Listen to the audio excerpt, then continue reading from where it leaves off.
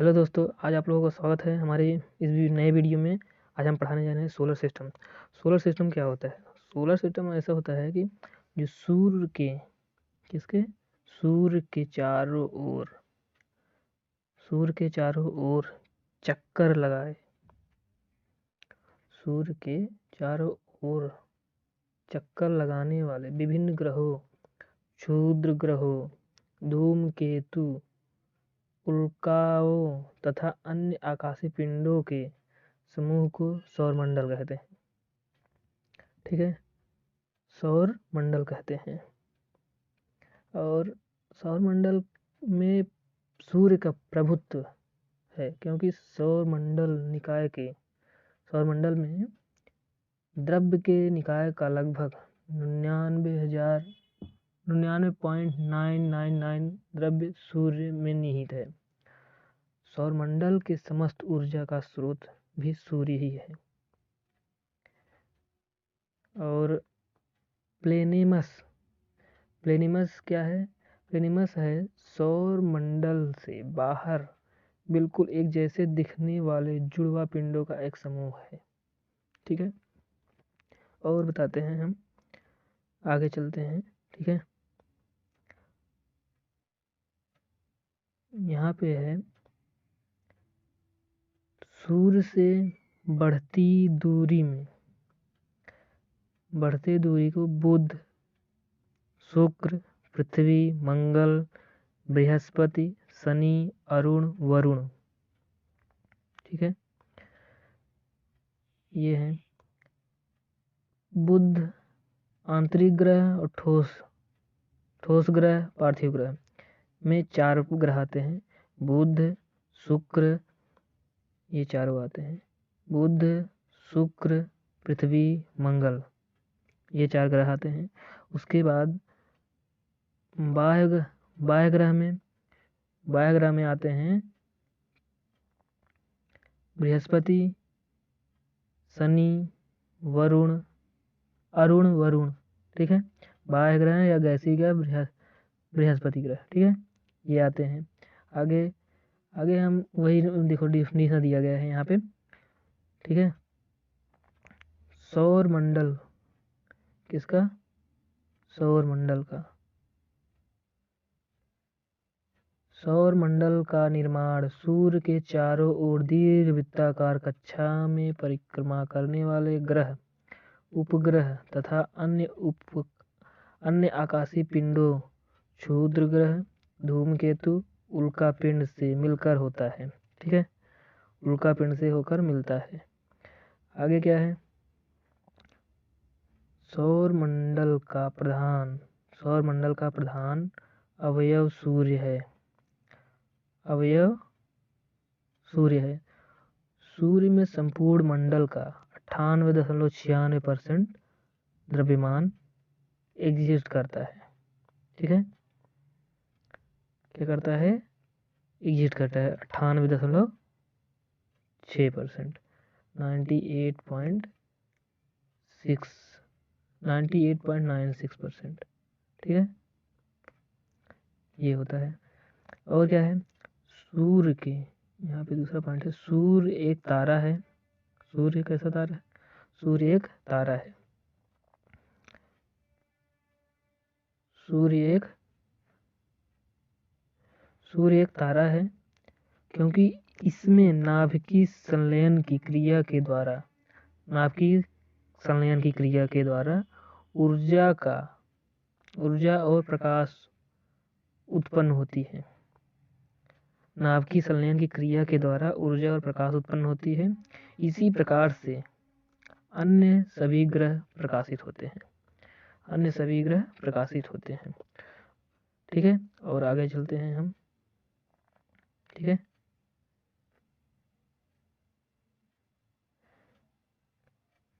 आगे हम बढ़ते हैं। आगे हमारे पास है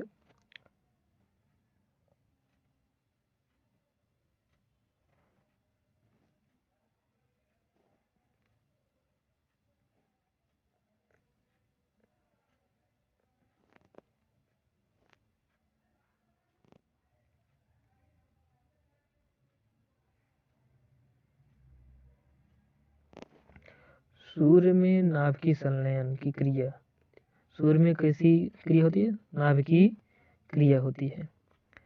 इसमें हाइड्रोजन के दो हल्के नाभिक आपस में जुड़ते हैं और हीलियम का निर्माण होता है।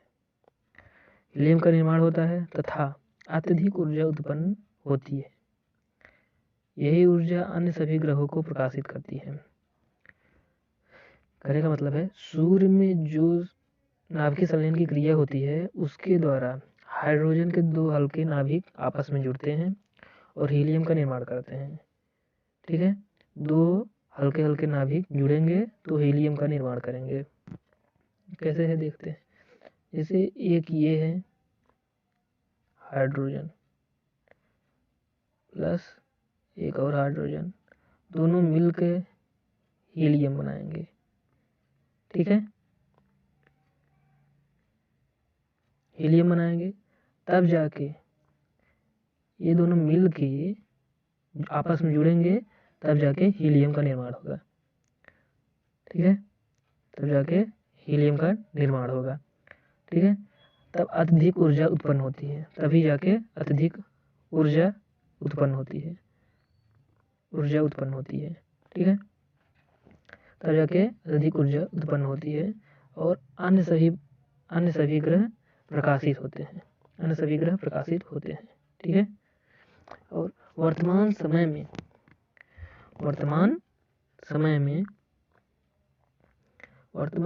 में हमारे सौरमंडल में कुल 8 ग्रह हैं। कितने ग्रह हैं? 8 ग्रह। वर्तमान समय में 8 ग्रह हैं जिनका सूर्य से बढ़ती हुई दूरी के अनुसार निम्नलिखित है।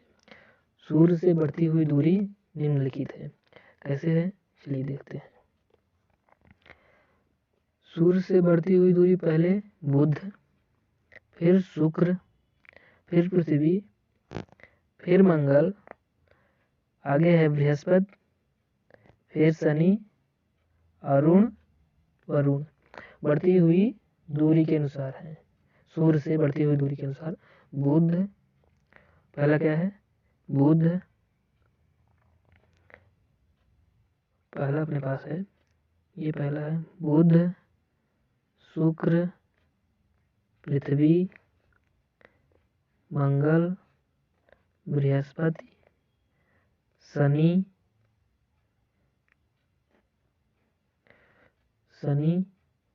अरुण, वरुण।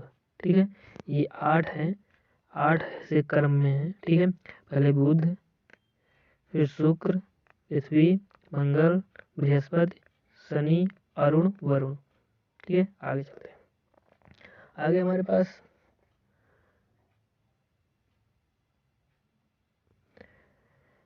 पास ग्रह है। ठीक है, ग्रह एक ऐसा आकाशीय पिंड है। ठीक है, क्या है? ग्रह है। ग्रह हमें क्या कहलाता है?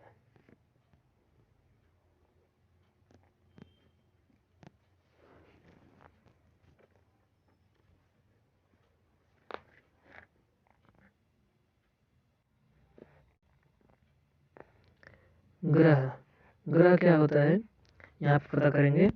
ऐसा आकाशीय पिंड, क्या? ऐसा आकाशीय पिंड जो, एक तो ये है ग्रह, दूसरा हमारा है ये, तीसरा ये। ठीक है,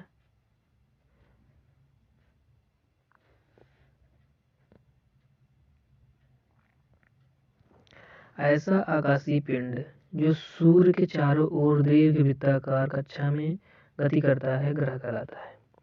ऐसा आकाशीय पिंड जो सूर्य के चारों ओर दीर्घ वृत्ताकार कक्षा में गति करता है ग्रह कहलाता है।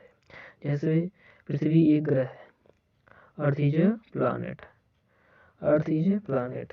ठीक है, वर्ष 2006 में चेक गणराज्य की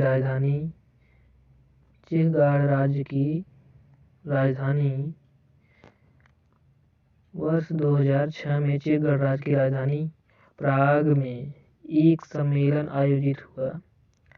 यह सम्मेलन अंतरराष्ट्रीय खगोल विज्ञान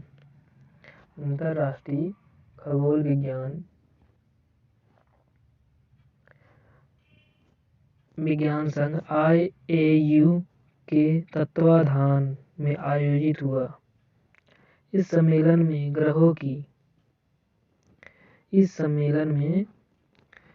ग्रहों की नई परिभाषा दी गई।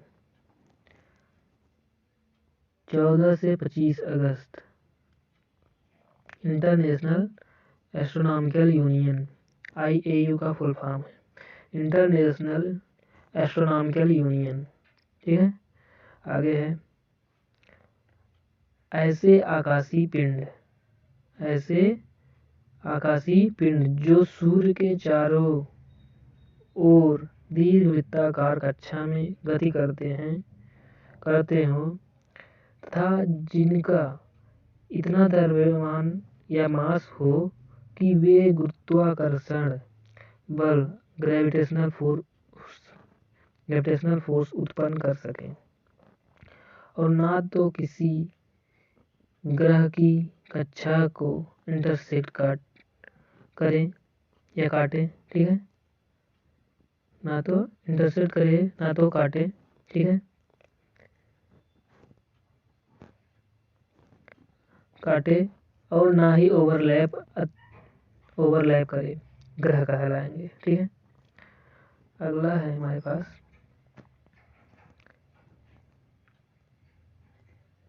इस नई परिभाषा के आधार पर ही प्लूटो या यम को ग्रहों की श्रेणी से निकालकर बौने ग्रहों की श्रेणी में रख दिया गया है।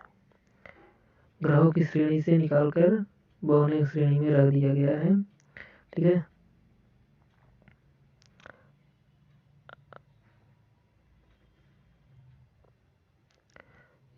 इसमें क्या पता चला? वर्ष 2006 में चेक गणराज्य की राजधानी प्राग में एक सम्मेलन हुआ था।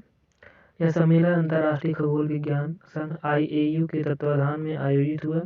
इस सम्मेलन में ग्रहों की नई परिभाषा दी गई।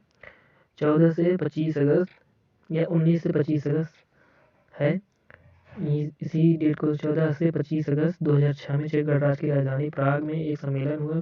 यह सम्मेलन अंतर्राष्ट्रीय खगोल विज्ञान IAU के तत्वाधान में आयोजित हुआ। इस सम्मेलन में ग्रहों की नई परिभाषा दी गई। IAU इंटरनेशनल एस्ट्रोनॉमिकल यूनियन ऐसे आकाशीय पिंड जो सूर्य के चारों ओर दीर्घवृत्ताकार कक्षा में गति करते हों तथा जिनका इतना द्रव्यमान मास हो कि वे गुरुत्वाकर्षण बल उत्पन्न कर सकें और ना तो किसी ग्रह की कक्षा को इंटरसेक्ट करें और ना ही ओवरलैप करें, ग्रह कहलाते हैं। एक नई परिभाषा के आधार पर ही प्लूटो या यम को ग्रहों की श्रेणी से निकालकर बौने ग्रह की श्रेणी में रख दिया गया है। थैंक यू क्लास, आज के लिए इतना ही, आगे कल देखेंगे। धन्यवाद।